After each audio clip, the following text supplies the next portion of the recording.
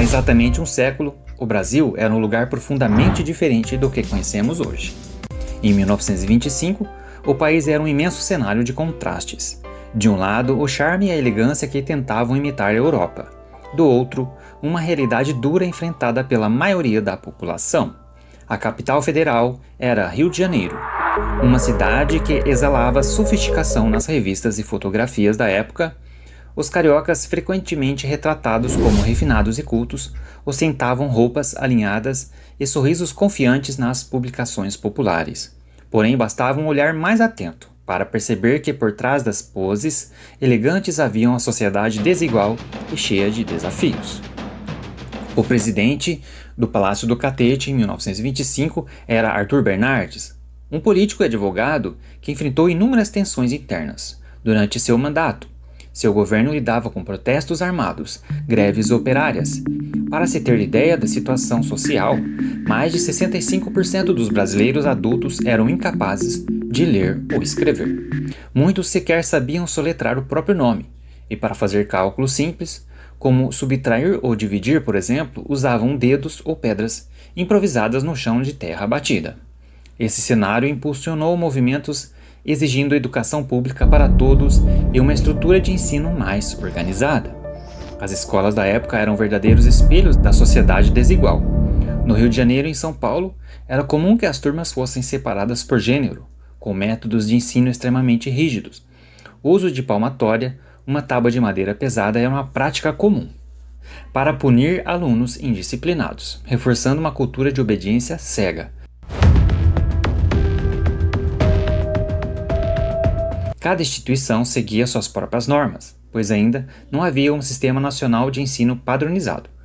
Era nessa atmosfera que surgia a primeira universidade federal do país, a Universidade Federal do Rio de Janeiro, e ela existe até hoje, um marco importante, que oferecia cursos superiores para poucos privilegiados da elite. Culturalmente, o Brasil começava a passar por uma revolução silenciosa. O mundo havia acabado de se recuperar da pandemia da gripe espanhola, que entre 1918 a 1920 devastou populações inteiras. Aqui, calcula-se que cerca de 30 mil brasileiros perderam suas vidas. Semanas depois de controlar a pandemia, os brasileiros voltaram às festas. E, curiosamente, o lança-perfume era vendido livremente em farmácias e armazéns, algo impensável nos dias de hoje. E era considerado o principal item para animar os foliões. As mulheres começavam a romper padrões. Saias acima do joelho, braços à mostra e barrigas discretamente exibidas. Um verdadeiro escândalo para os padrões daquela época da sociedade conservadora. Outro fato que choca quem olha para trás é a situação das crianças.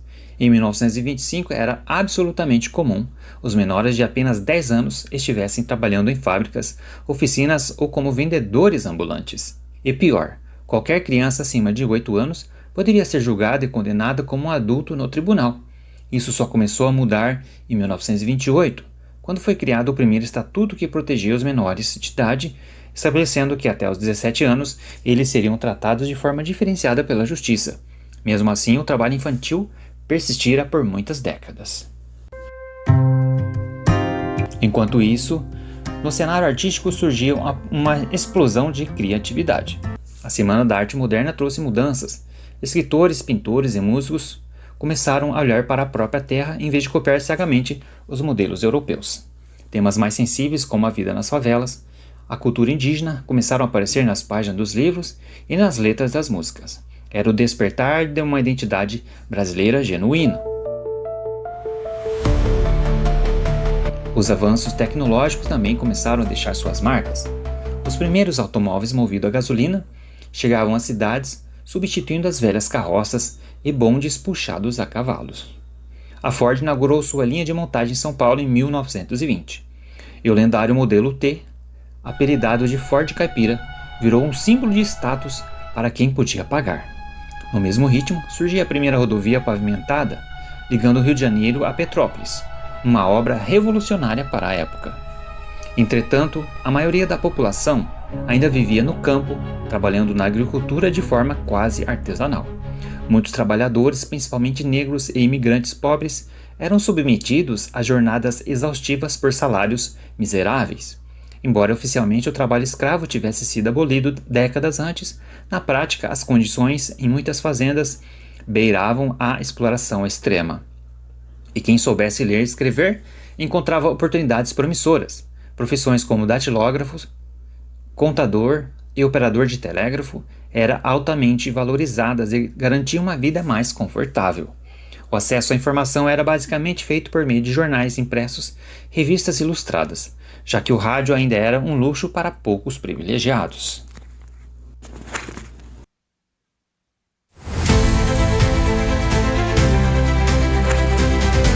A alimentação do brasileiro médio, nessa época, era bastante básica e moldada pela disponibilidade do local de alimentos.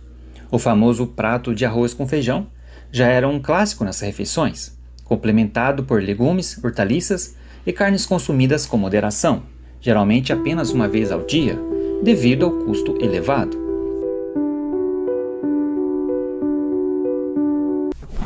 No campo das comunicações, o rádio dava seus primeiros passos no Brasil. Em 1922, a primeira transmissão radiofônica oficial aconteceu no país com discursos e apresentações musicais transmitidos diretamente do Rio de Janeiro.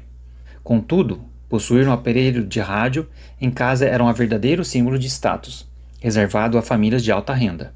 A maioria das pessoas se informava e entretinha através de jornais impressos, que circulavam nas grandes cidades e traziam não apenas notícias, mas também receitas, dicas de etiqueta e, curiosamente, colunas dedicadas ao bom comportamento feminino. No mercado de trabalho, a industrialização engatinhava. Fábricas de tecidos, sapatos, móveis e alimentos surgiam nas periferias das cidades, empregando homens, mulheres e, como já falamos, muitas crianças. As condições eram duríssimas, jornadas de até 14 horas diárias, ambientes insalubres e salários que mal davam para o sustento básico. Era nesse cenário que surgiam os primeiros movimentos sindicatos, lutando por melhores condições de trabalho e direitos básicos. Com tantas mudanças acontecendo ao mesmo tempo, o Brasil de 1925 era um caldeirão fervente de tradições antigas misturados com a modernidade que tentava se impor.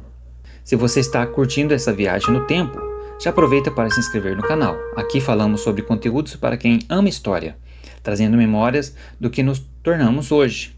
E aproveitando, se você chegou até aqui, conta pra gente nos comentários se você pudesse voltar no tempo para viver uma semana no Brasil de 1925, qual seria a primeira coisa que você gostaria de fazer? Voltando para a nossa jornada no Brasil de 100 anos atrás. No interior do Brasil, a situação era ainda mais complicada. Em vastas regiões rurais, a vida seguia um ritmo quase medieval. A economia era baseada na agricultura de subsistência e no trabalho braçal. Muitas famílias viviam em casas de barro e palha, com acesso limitadíssimo a serviços básicos, como saúde e educação. A mortalidade infantil então era alta. Doenças como malária, tifo e varíola também faziam parte do cotidiano. Caminhando para o final dessa nossa viagem no tempo, é importante refletir como o Brasil daqueles dias ajudou a moldar o país que somos hoje. Cada pequena conquista, cada movimento social, cada inovação e cada tradição popular carregada até os nossos tempos é parte de uma longa história feita de desafios e também de muita criatividade, coragem e esperança. E aí, você curtiu embarcar com a gente nessa viagem do Brasil de 1925? Aproveite para se inscrever no nosso canal. Aqui é o seu lugar se você também acredita que entender o passado é uma chave para mudar o futuro. Muito obrigado por ter vindo com a gente até aqui. Te encontro no próximo vídeo.